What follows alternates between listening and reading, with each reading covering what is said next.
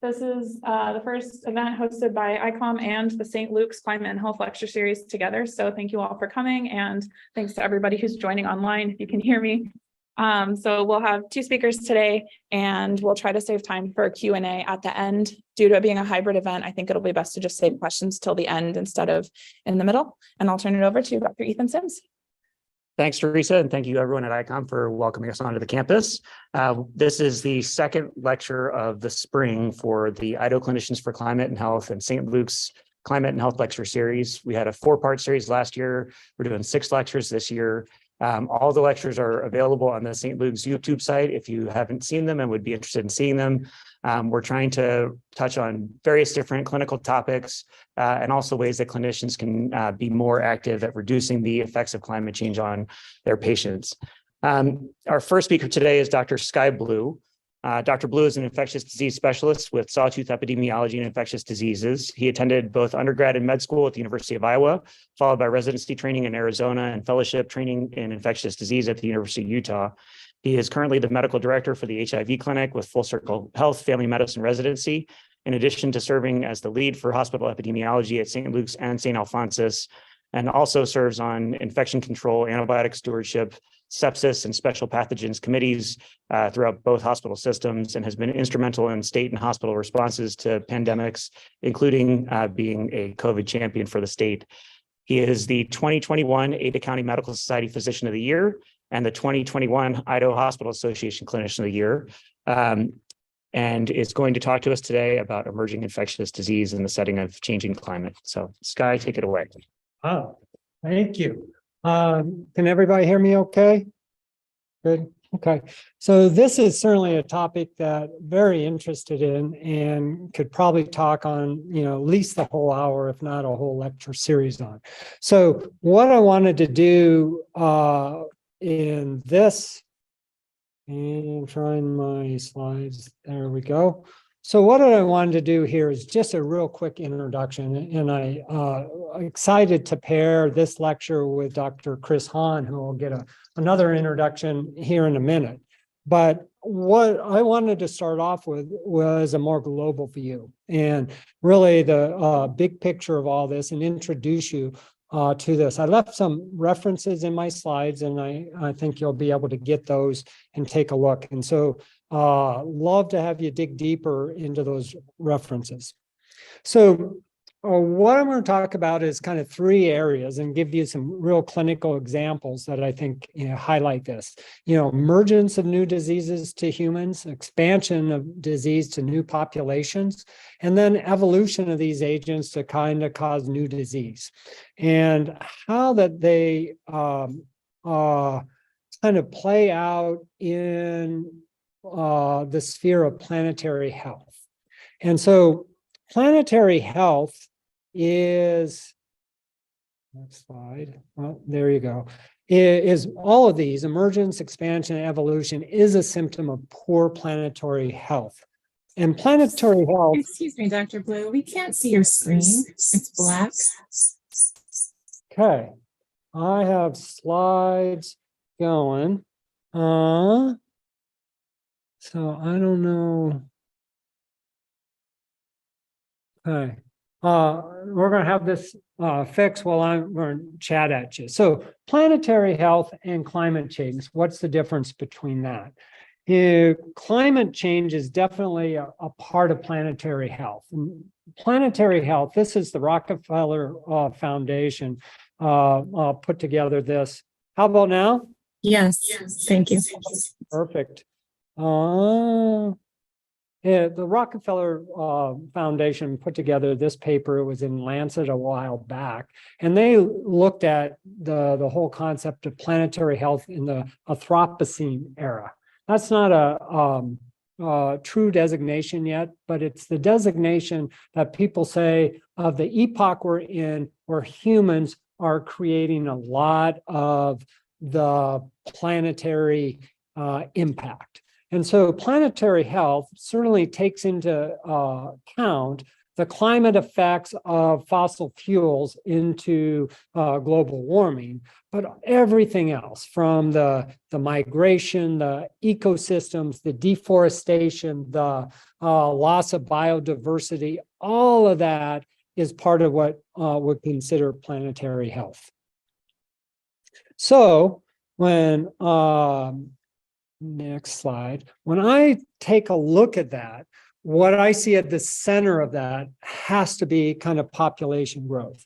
Population growth, we think with our fossil fuels, is driving climate change, but it's also driving the biodiversity loss. More people have to be fed, more even income equality, the migration of people after a disaster, trying to feed exotic animals to a affluent population.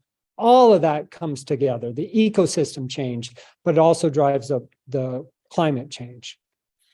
So this is the second reference I have in there, which is from 2016, the impacts of climate change on human health in the US through the CDC, the US Global Change Research Program. It's all online and it's a great kind of resource.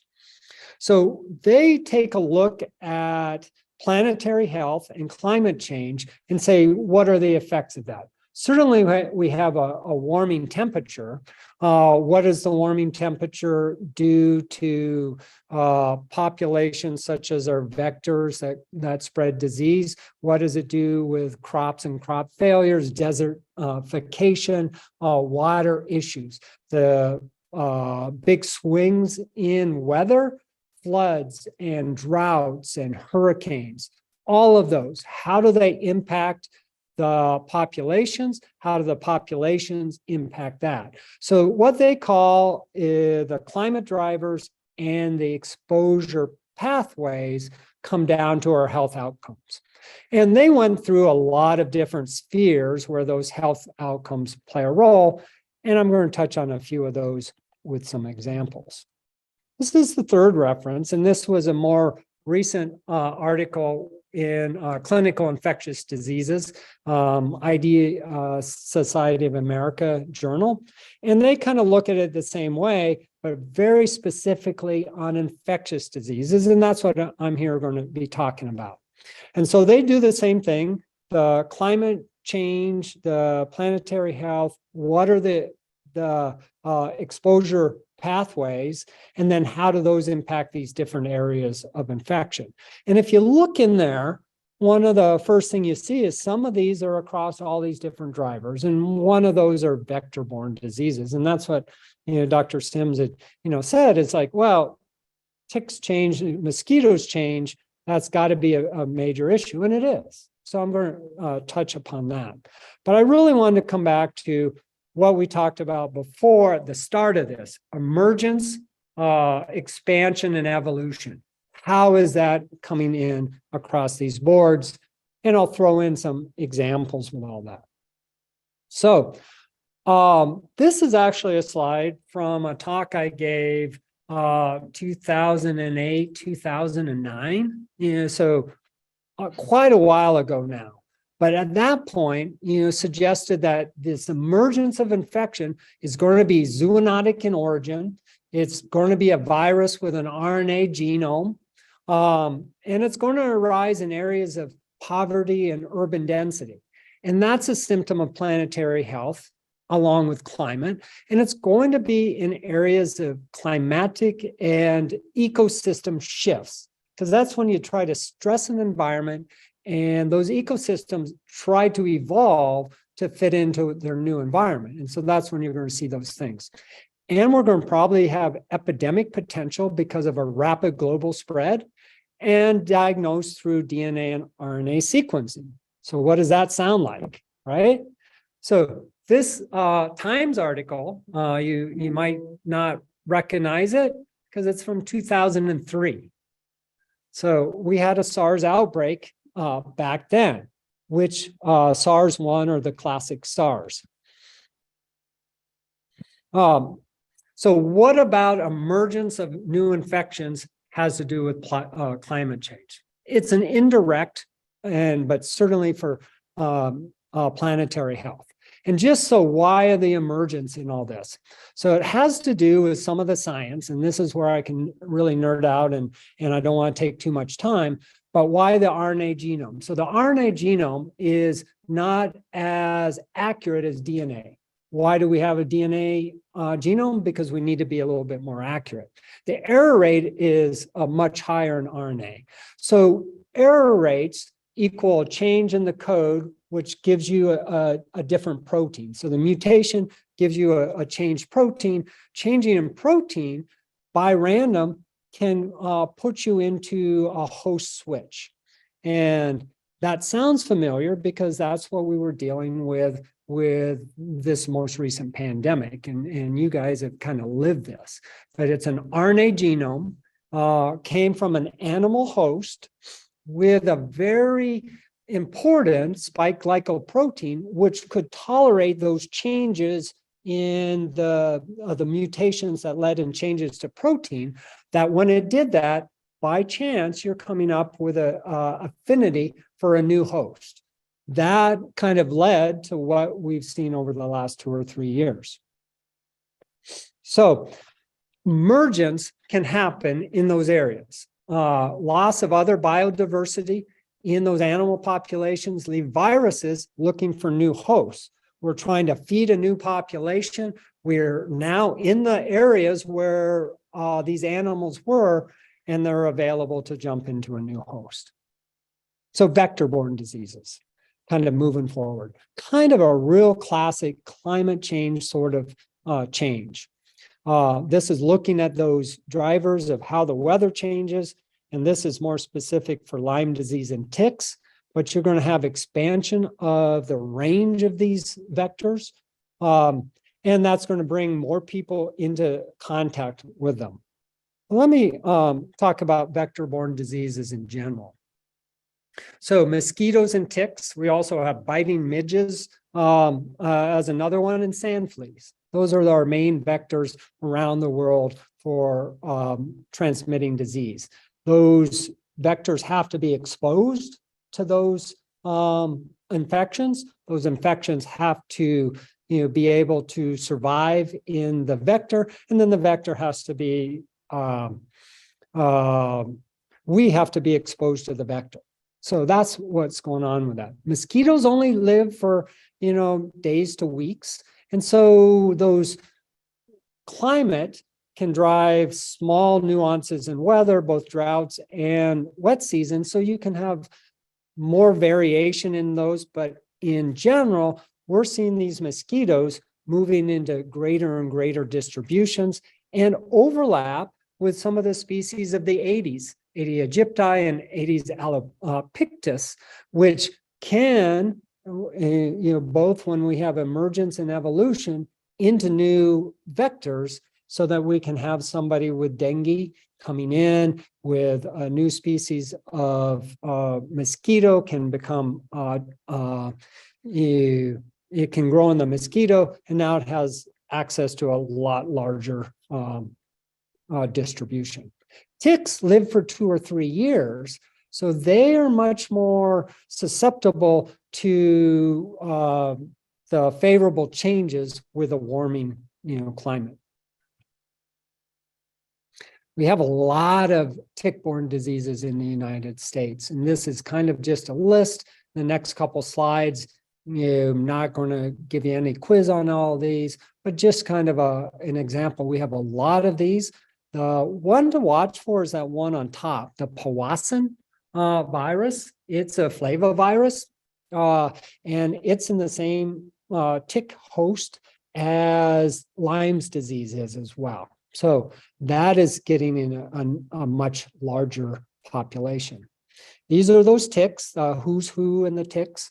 The 2 larger ones, as you're probably aware of, are the ones of Rocky Mountain spotted fever, those sort of the rickettsial diseases or lichiosis, and the little teeny ones on the top are black-legged ticks, which are, are Lyme's disease and the Powassan. So Lyme's disease is just the real classic vector-borne illness that we can clearly see is changing with our climate.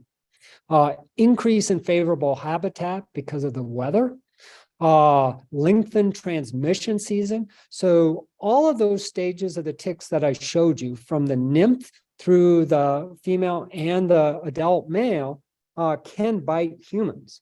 And so as they can overwinter much easier, and they have to have an intermediate host, which is usually a rodent.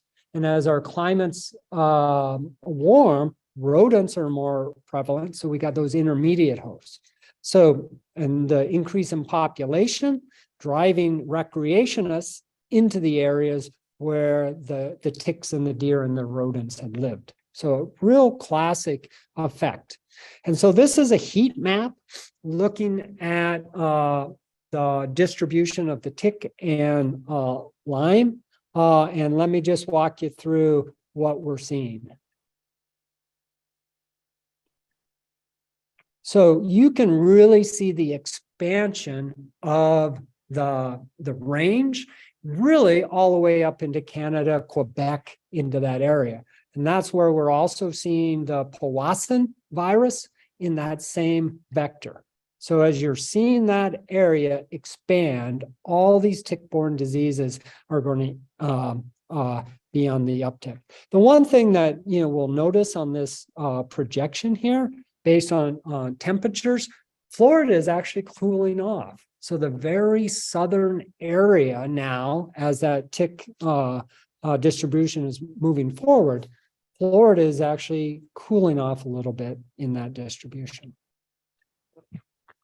Babesia, another one to watch for. Actually, as far as the delta in the number of cases and incidents for Babesia is even a faster change than is Lyme's disease. So arboviruses, just to kind of move our vector-borne viruses a little bit. I'll put this slide in because arbovirus is not a taxonomic designation. It doesn't give you a family. A lot of different families. A virus can be an arthropod-borne virus. It really says it goes through those biting insects that we just talked about. Of these, one of the more important one is the flavivirus as an arbovirus. And this is an interesting graph from 2000. And what you see is right there on the very edge of the United States, a small little dot of West Nile virus. Come from the West Nile area of the Middle East, and then expanded across the United States as probably new, but it was a big deal in 1999 and 2000. And so what we saw with that is it got its foothold in New York, New Jersey area. And then it spread up and down the Atlantic, and then it moved into the Northwest. This is an interesting aspect of vector-borne diseases that fits with that big ecosystem change that we talked about. You can't go downtown Boise without seeing geese overwintering now. But the Atlantic flyway and the Mississippi flyway, as well as some of the Pacific flyway, have their winter habitat together. So when they're exposed to West Nile virus, a flavivirus, they take it down, they're exposed to the birds in the same area, and they bring it back up.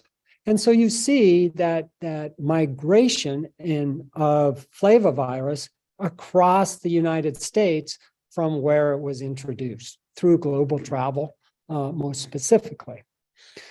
West Nile is in good company with other flavoviri in those areas. You see dengue, Zika, yellow fever are also arthropod or arboviruses as well, and the Powassan right in that area also.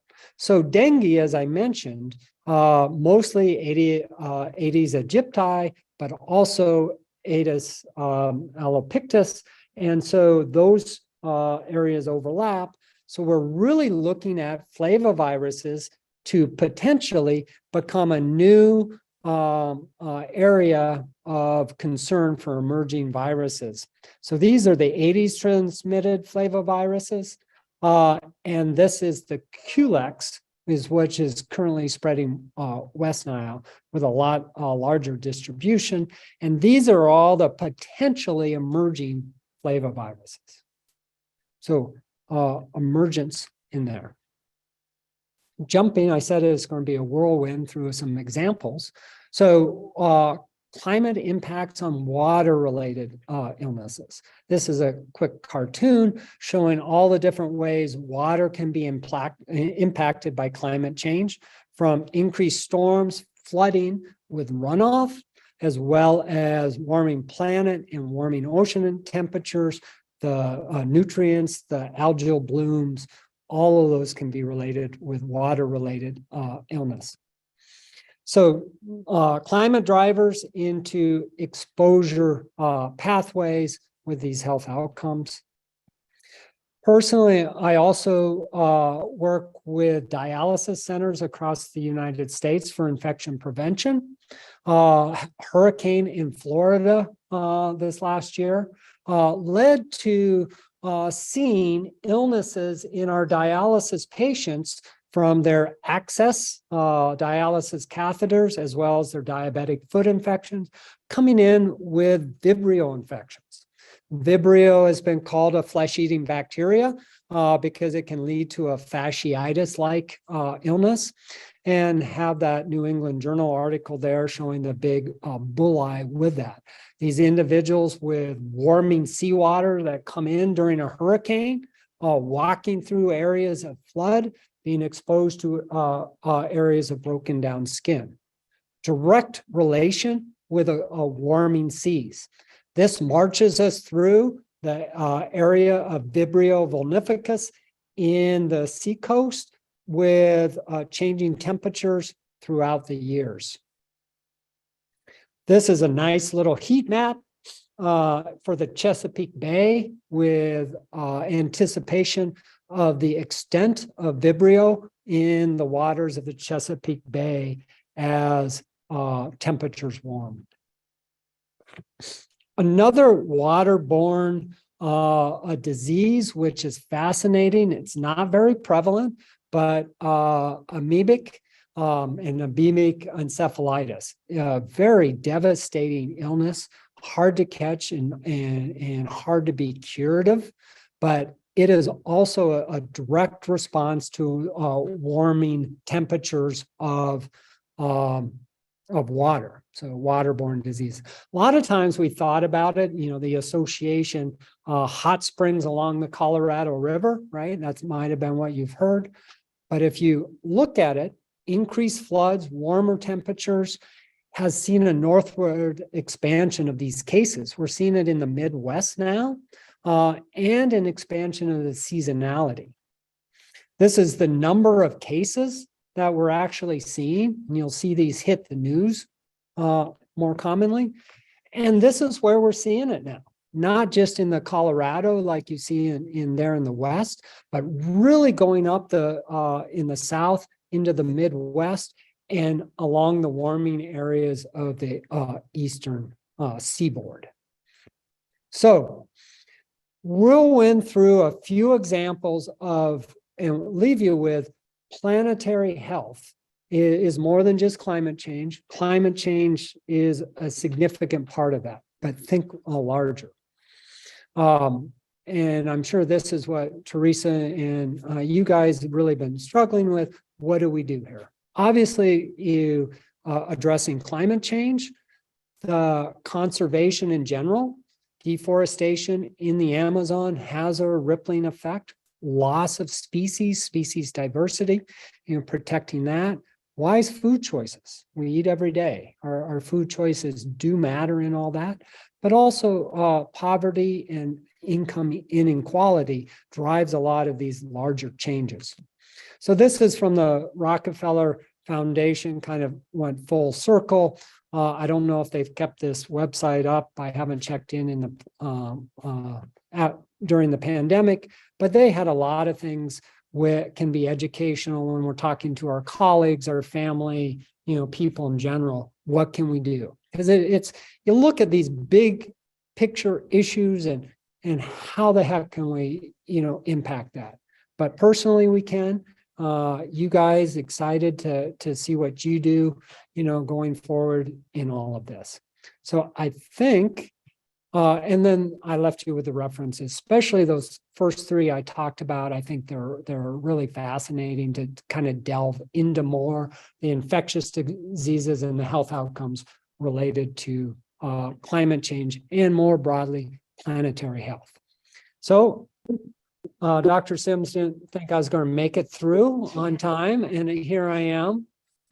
So thank you, and I'm happy to talk for hours on any individual aspect of that, but just not in the first 25 minutes. Okay.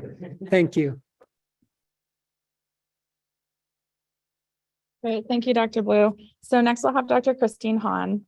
Dr. Hahn attended medical school at Michigan State University, completed a residency in internal medicine at the Mayo Clinic's Graduate School of Medicine, and a fellowship in infectious disease at Duke University Medical Center. She then joined the CDC's Epidemic Intelligence Service, and she currently serves as the Idaho State Epidemiologist and Medical Director in the Division of Public Health. She continues to be board certified in infectious disease, participates in family medicine residency of Idaho's TB clinic, and serves on the CDC's Federal Advisory Committee on Immunization Practices, representing the Council of State and Territorial Epidemiologists. So we'll turn it over to Dr. Christine Hahn. Thank you. Can you hear me okay? Yes. Okay, You can. great. All right, I'm going to share my screen, hopefully the right one. Can you see my slides? My first slide. Yes. Okay, perfect. Okay, please let me know, and I appreciate somebody piping up early with Dr. Blue's presentation. Please let me know if you lose the sound or you can't see my Yeah, slides. Dr. Hahn, could you move your microphone a little bit, please? Am I too loud or too soft? Too soft. There, you just had it back. There. Okay, is that better? Yes. Okay, perfect. Okay, thank you for that. And yeah, please do holler any moment. Okay, thank you, Dr. Blue, that great introduction. And I'm going to try to talk, I think of, Dr. Blue gave you some solid examples to think about, and I'm going to try to talk about some of the other issues around trying to think about predicting and preparing for and responding to potentially impact on infectious diseases due to climate change. So let's see if I can get this guy to forward. There we go. So what I was going to cover, and same thing to Dr. Blue, I'm going to work very hard to stay into my time limit so we do have time for discussion and questions. But first of all, to acknowledge from the front, and I think I'm always pretty good at doing this, but I think COVID has really sensitized us to be very open in acknowledging that there's a lot of humility needed in trying to, first of all, predict the impacts of climate change. It's going to be global, it's going to vary, it's going to be things that we didn't think about and secondary effects that we just have almost no way of predicting right now. And secondly, we're not climate change experts, we're infectious disease experts that are trying to understand the climate change and use that information to understand how it might impact infectious diseases. So I always want to start when I talk about this topic that there's a lot of uncertainty here. We're doing our best. Dr. Blue gave you some great examples of either what we're already seeing out there or what we expect to see. Next, kind of honed down a little bit on Idaho in particular. When I was getting ready for this talk, I reviewed several sources, and there were a few things that I hadn't thought of them the way that I do now. So I'll show you a few slides, mostly from University of Idaho, has done some good work on this. And then lastly, what are we doing in public health right now to try to get ready and be able to help respond to changes? And I shared this little photo in this particular slide to emphasize that there are things, Dr. Blue, I think, alluded to it briefly, but really there are things that we have to think about, not just ticks and mosquitoes, how they're going to change, but people are going to be moving around, potentially living in different places as a response to climate change, and that's going to impact, of course, all sorts of disease and condition trends and and issues and health. So just to kind of can't give a talk without mentioning COVID. It had such a huge impact on us, but two things I wanted to emphasize with that. One is the question of, did climate change influence the emergence, transmission, and expression of the pandemic? What role did it play? This paper that I found from December 2021 looked at that. There are other papers looking at that. Certainly there's some suggestion that again, as Dr. Blue alluded to, not only the human-animal interface, but also the people and the way we behave, how that affected it partly due to temperature changes and so forth.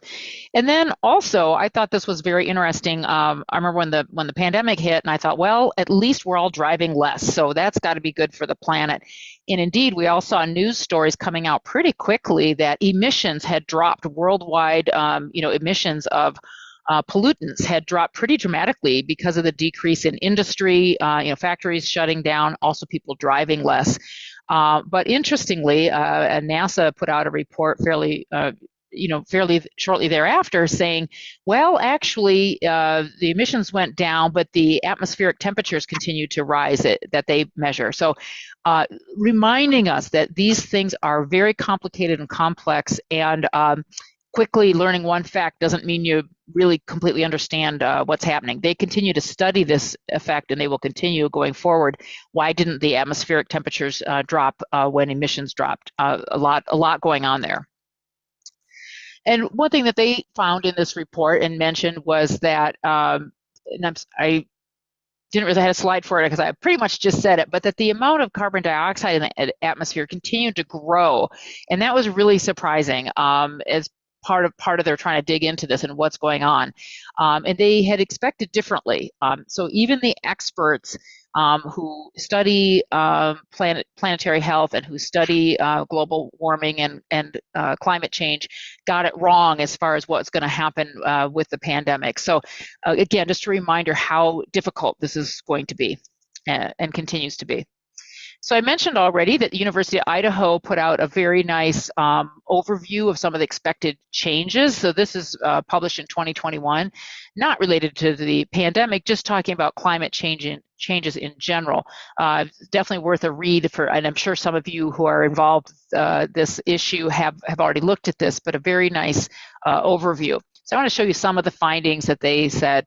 First of all, the top graph, not surprisingly, like we have all heard, that the annual mean temperature has been rising since 1900. And you can look at the way this graph would work is that flat line is the average temperatures, and then some years it dipped below that, and some years it's gone above that historical average. But you can see the black line shows you that trend that, and certainly since 2000, we've almost exclusively seen average annual mean temperatures, or I said average twice, annual mean temperatures have been above historical baseline consistently.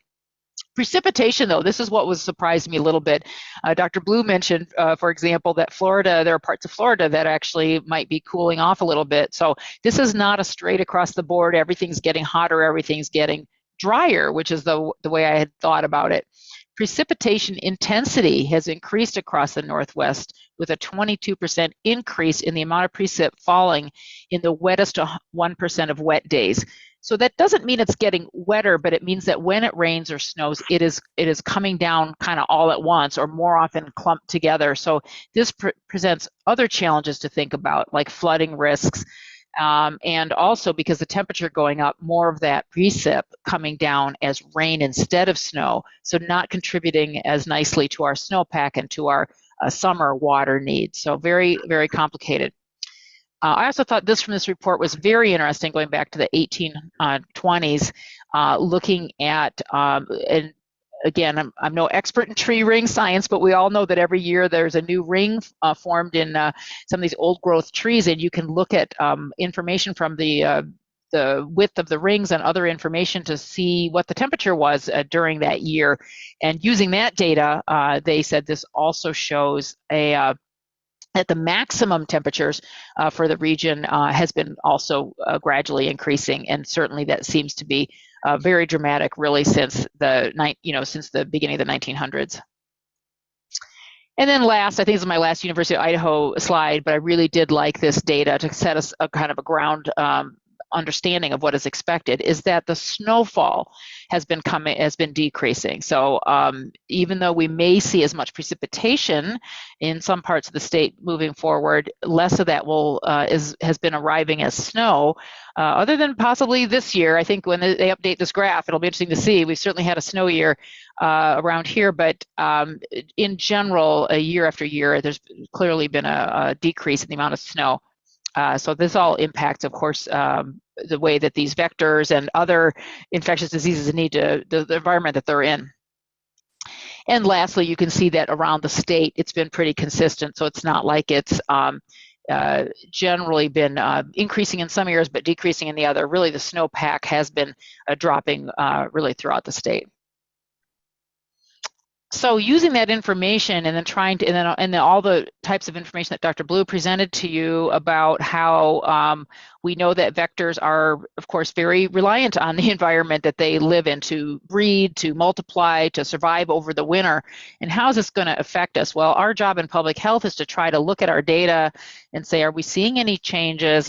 We have certain conditions where every time, for example, a case of Rocky Mountain spotted fever, a case of West Nile is diagnosed in Idaho, it is by law required to be reported to us. So we have a way of tracking that over time and looking for changes. So we are certainly doing that and have an eagle eye on those conditions to kind of see if we're seeing any changes. And then also there have been people trying to model and forecast what might we see going forward. Are we going to continue to see certain things changing?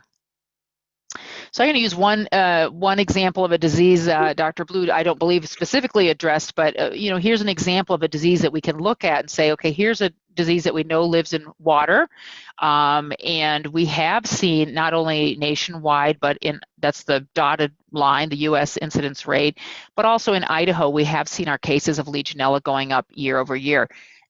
Those of you that think about disease trends, of course, and with COVID, we have all been thinking about it a lot. We know that it's a very complicated situation. We can't attribute this necessarily to climate change. It could be multiple factors, better diagnosis, better, more aggressive public health measures, looking for cases when there is a single case, looking for sometimes there's clusters and outbreaks that we investigate. So there are lots of reasons for that, but we are observing this for now and realizing that this could be linked to warmer waters, potentially leading to better survival of Legionella in the water. Here's an example of the CDC's website, and they show this rise. They're only currently showing us through 2018, but what they say right here is a little insert from their page. It is unclear whether this increase represents artifact, like I was mentioning, awareness, testing, increased susceptibility of the population. So there are more, let's say, elderly people who are more susceptible. There are more people that might be getting diagnosed because they're vulnerable, or more increased Legionella in the environment, or some combination of factors. So they're trying to point out we can't attribute cause and effect when we see an increase. We see the increase, then it's our job to figure out why that is.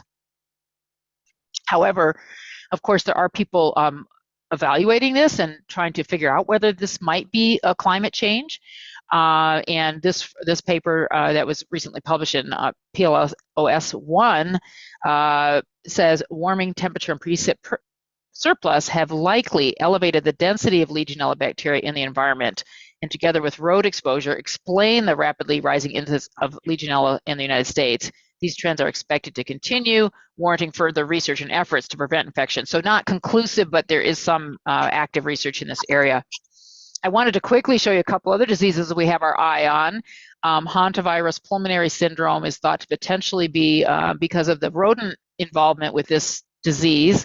If you have a warming climate, you could also see higher rodent populations in certain areas.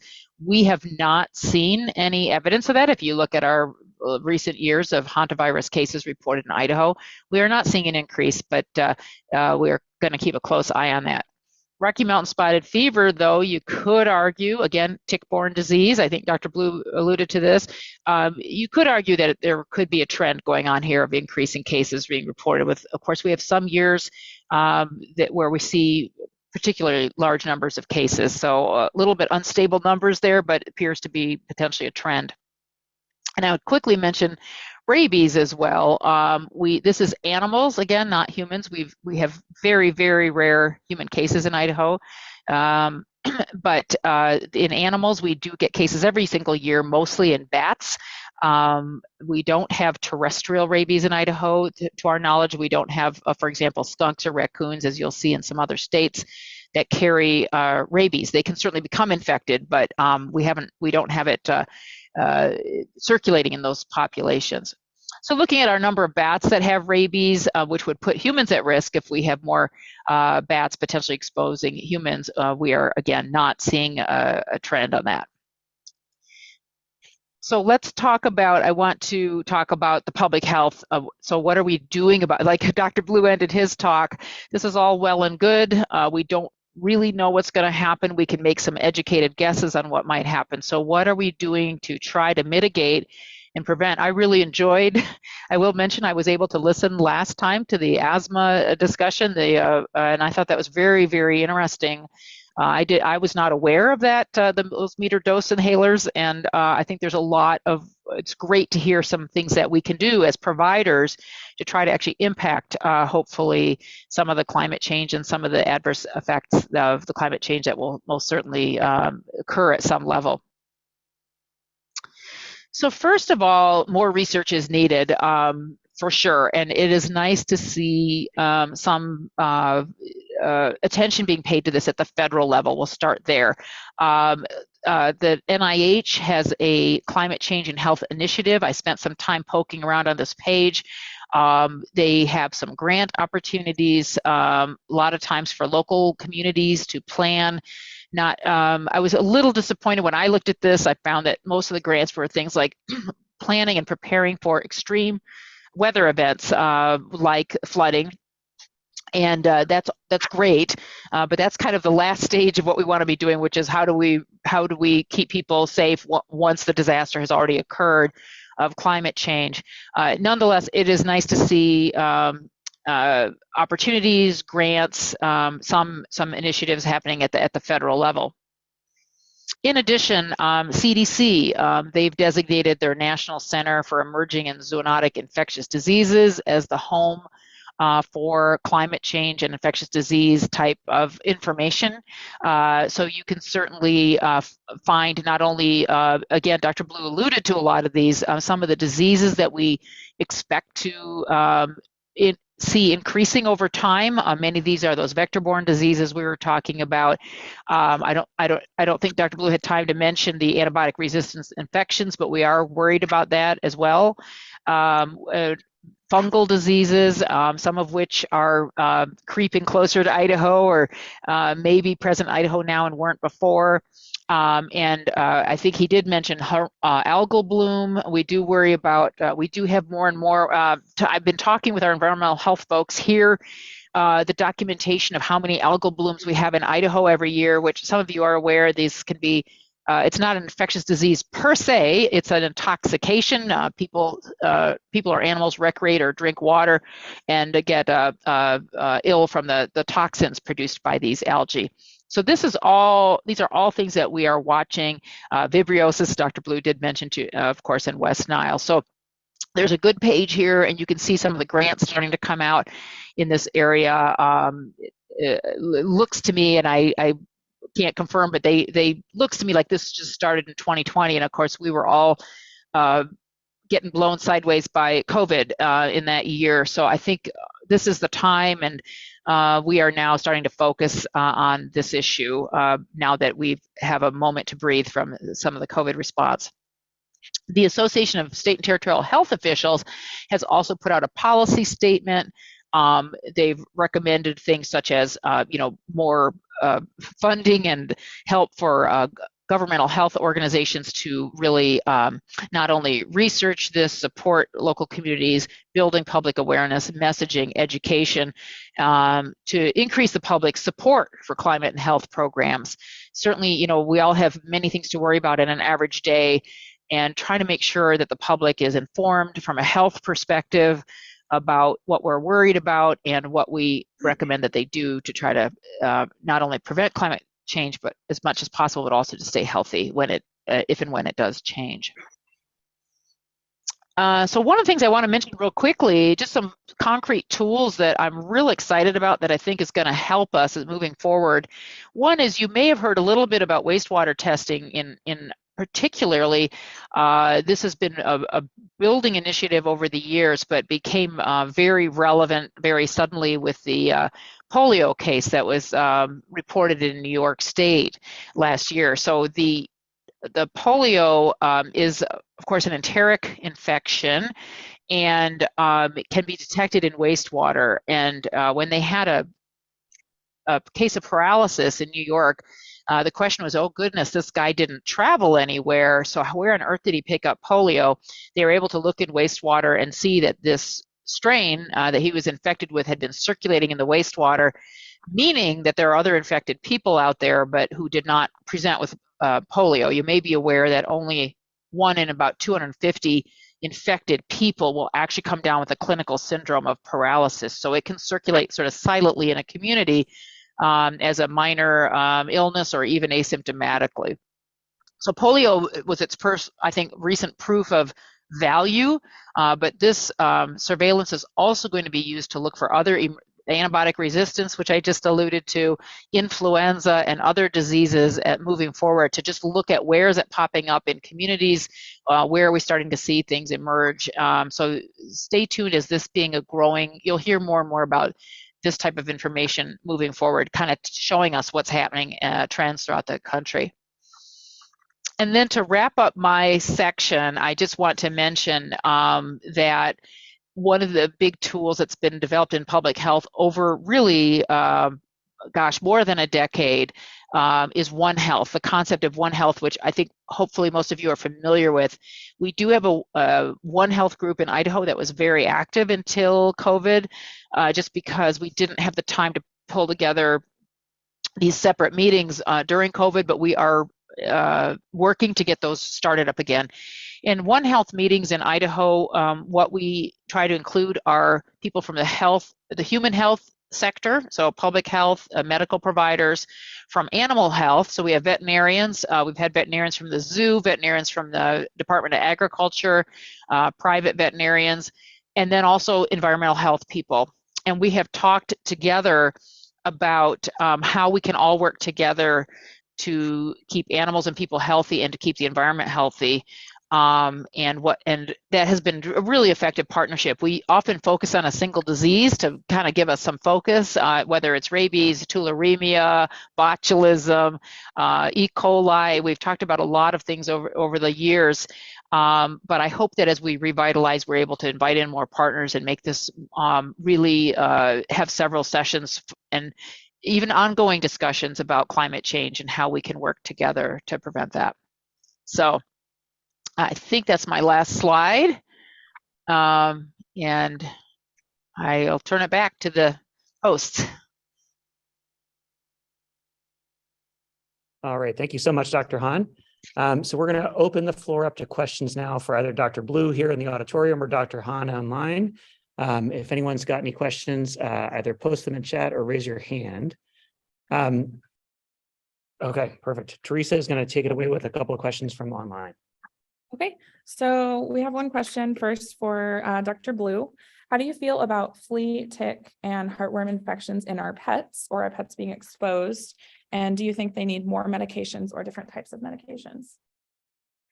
Wow, going from a medical doctor to a veterinarian in the One Health way, I'll just jump right in. But what I'll point out is that I think that's a perfect example of what kind of getting at. We have mosquitoes up here, we have pets up here. We didn't have heartworm. And so, but from what, and maybe Dr. Hahn will even, this, is that my understanding is when we started to get pets from Katrina down south who came with heartworm into that environment with our own mosquitoes and our other pets, we started to have heartworm being transmitted in Idaho. So we have the vector, we have the pets, we didn't have the disease. So as I mentioned with mosquitoes, we have the mosquitoes, we don't have the infected individuals with malaria or dengue. And so now those individuals migrate into an area where we have those vectors. And now you have a mosquito biting somebody with malaria who can bite somebody else. And can we have transmitted malaria? Yes, we can in that area. So that's an example of now I give my dog heartworm medication.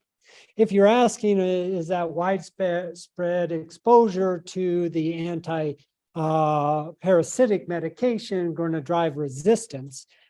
We don't see the same sort of resistance in those larger celled animals like the parasites, but I don't have any specific information on that. So I use the question to springboard to a good example.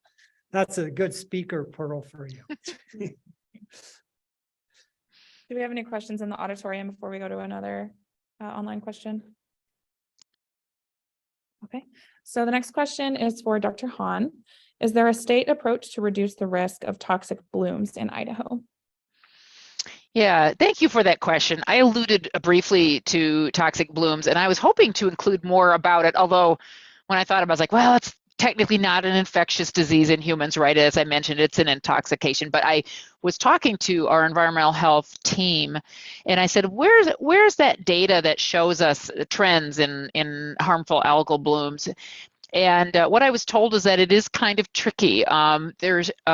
We partner with the Department of Environmental Quality on monitoring toxic algal blooms, and I think there are local jurisdictions also that watch this, right? They don't want their citizens or their pets or their livestock to be potentially exposed to these, and so there are systems in place, but we are still working, and I think DEQ is probably I believe, and don't quote me on this, I believe they would be considered the lead agency on this issue, maybe working with some of the other folks that do water safety.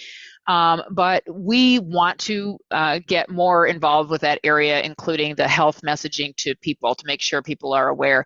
We do partner with local health departments to get health alerts out or press releases warning the public. But I think that there's room to improve that coordination and public information about that, especially trends and kind of keeping the data all together in a way that can be useful to other people. I think that is one interesting example of many that were cited earlier today about the importance of integrating this kind of curriculum into medical school education, because you may get a brief introduction to babesiosis because it's a tropical disease and we don't live in the tropics. But I lived and worked in New Mexico for 10 years and thought of dengue fever as a tropical disease. And now there are cases of dengue fever in Albuquerque. So we have to understand that during the course of a short medical career, we are going to have to learn to identify these other disease patterns that we wouldn't normally expect to see.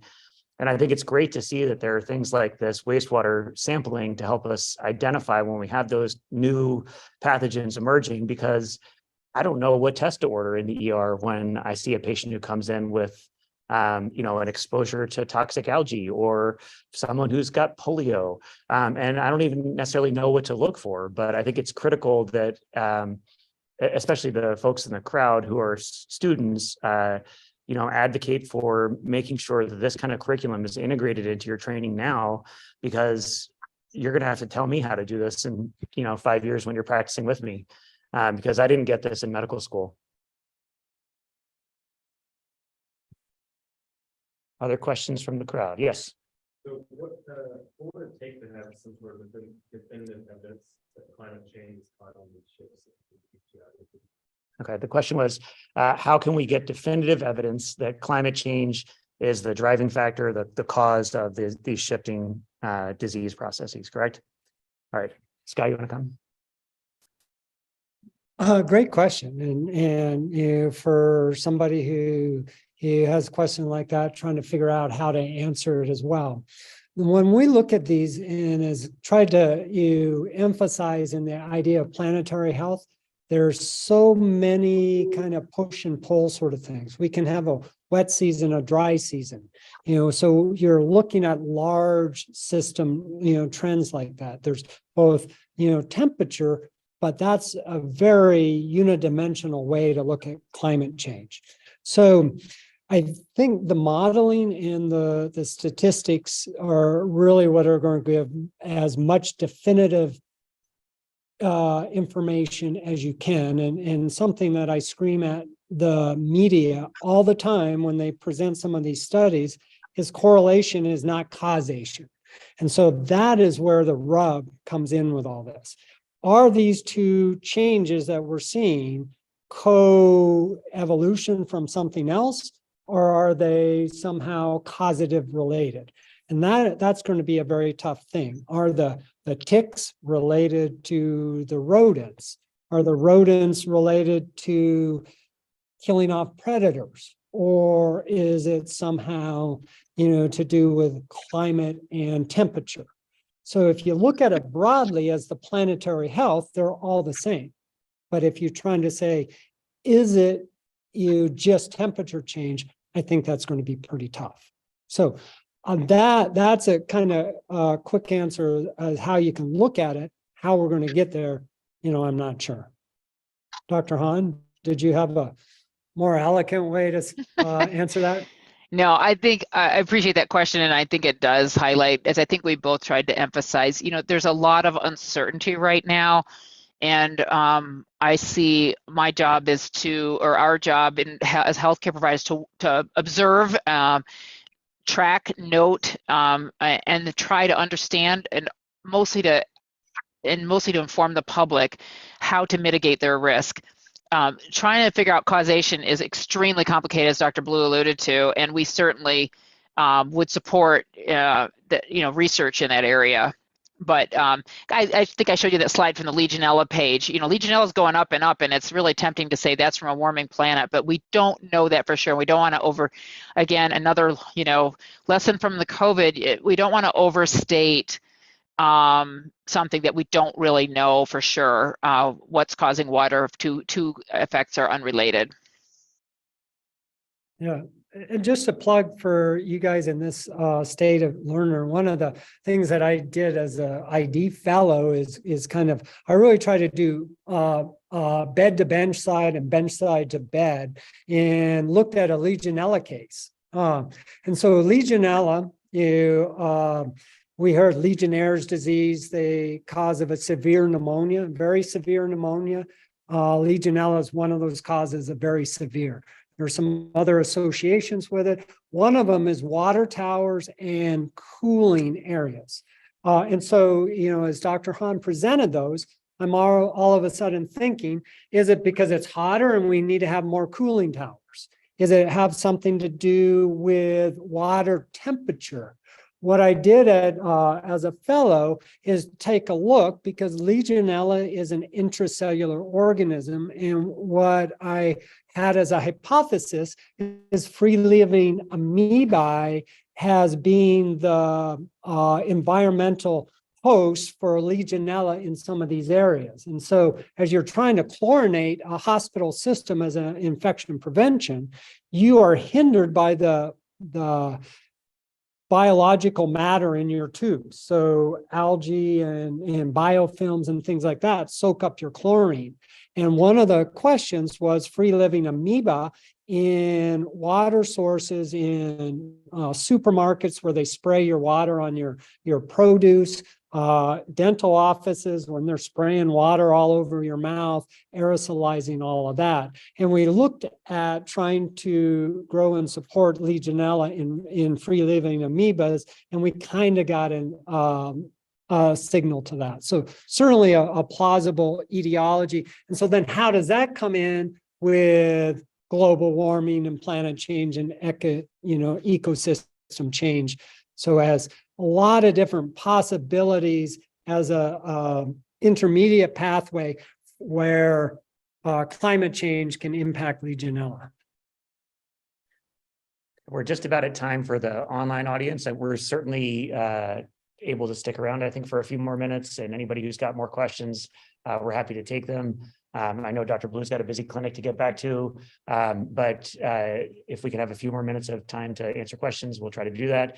I just wanted to put in a few little plugs, one for the Idaho Clinicians for Climate and Health, our state-based organization looking at addressing the connections between climate change and human health and how healthcare is contributing to climate change through the way we practice. Teresa Bradford here is the student president for our student chapter of ICCH, which we're trying to grow. If you're interested in learning more about climate change and health impacts, advocate for this to happen during your med school education. There are some post-medical school educational opportunities, post-residency fellowships, mid-career fellowships. The University of Colorado has 2 outstanding programs that some Idahoans are involved in. Melissa Roop, who's one of our family medicine docs. Maybe Melissa, you can put a link to that, your fellowship in the chat. That would be great. And Terry from Sun Valley, who is one of the curriculum directors for the Anschutz Fellowship. Good post-residency, mid-career opportunities to learn about things. And there are some during med school fellowship opportunities where you can get funded for a year of research. So if you're interested, let me know and I can help connect you to some of those resources.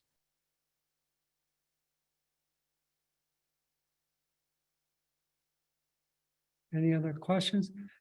Yeah. In this kind of area of pandemic fatigue, how do you get people to take this seriously as pushing going forward? A lot of it is going to be convincing people of things that they might not know or see, but we know. Right. So the question here, if we still have anybody online, is that in pandemic fatigue, and I would just broaden that to like science deniability, during this period of time. How do we convince somebody in one more cry wolf, we have to do this or else, sort of idea. And so just a real quick, what I do is I listen. If it's it's hard to bring it up to somebody if they're not ready to listen to you. So if they ask or bring something up, I listen to what their concerns are and make sure, by listening, I can echo back something that then might resonate with them in what I'm thinking. So that's the first thing. And if it's something you're bringing up, the opposite of that is trying to find out what matters to them and what might convince them. Because if you're sitting there and trying to convince somebody of it, is I could give you all the data, you ask them, is there some data that I could show or share with you that would help influence how you're thinking or help change your mind? And if they say no, it's like, we can talk about baseball. So, but you're listening to them. They say no, and you hammer them with somebody or hammer them with something, they're going to stop listening to what the next thing you want to say. So listen, meet them with what is mattering to them, and kind of get on that same. We can't lecture to them because they're not going to listen to that. And one person to another person, is a way to do it. Your friends and your neighbors that already listen to you, maybe they'll have some influence with one of their friends or neighbors. Yeah, there's an outstanding climate scientist named Catherine Hahn, who's at Texas Tech University, and she wrote a book about climate change communication called Saving Us. That really, Sky summarized her book right there. It's meeting people where they are. So in rural Idaho, you don't talk about polar bears, you talk about the elk that are no longer at lower elevations because, you can't do your hunting season because the elk aren't there anymore because they're having to move higher up and further north. Have you noticed that happening? And, just meeting people where they're comfortable, identifying things that people have seen that, they're not attributing to climate change, and, using the right terminology so you're maybe not saying things that make people uncomfortable. I think those are the most effective ways. I have been very guilty in trying to figure out how to get this started and just like vomiting data as much as I can at people, and that is not effective. Telling stories, having conversations. Those are the most effective ways to connect people and, persuade people to your opinion.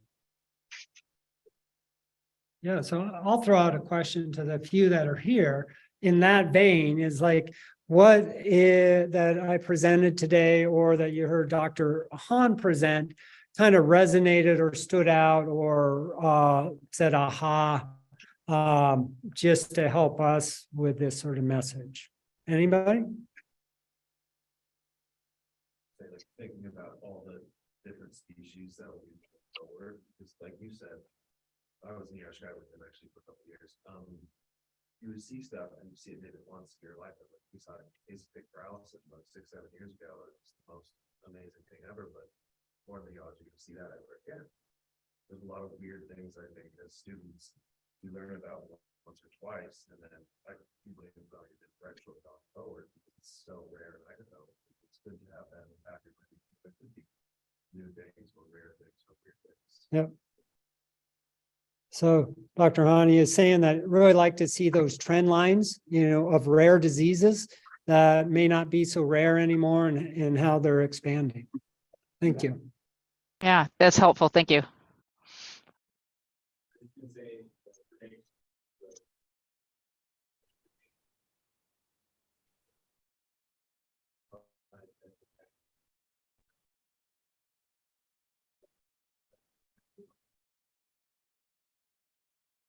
Okay. So mention that how the mosquitoes and the vector-borne, changes. If I'm summarizing that correctly, was important as well. Okay. Yeah. Interesting that the Bezias Northeast, very interesting. When I was a preceptor here to teach about the Bezia, all the students that went into very important. Yeah. So mentioning Babesia outside the Northeast, and I'll just piggyback on that. Ticks can transmit more than one infection. So dual infections, with that. And Babesia is often one that is the secondary one that doesn't get caught, and it's harder to treat. So you need to be, suspicious of it to find it. So, great.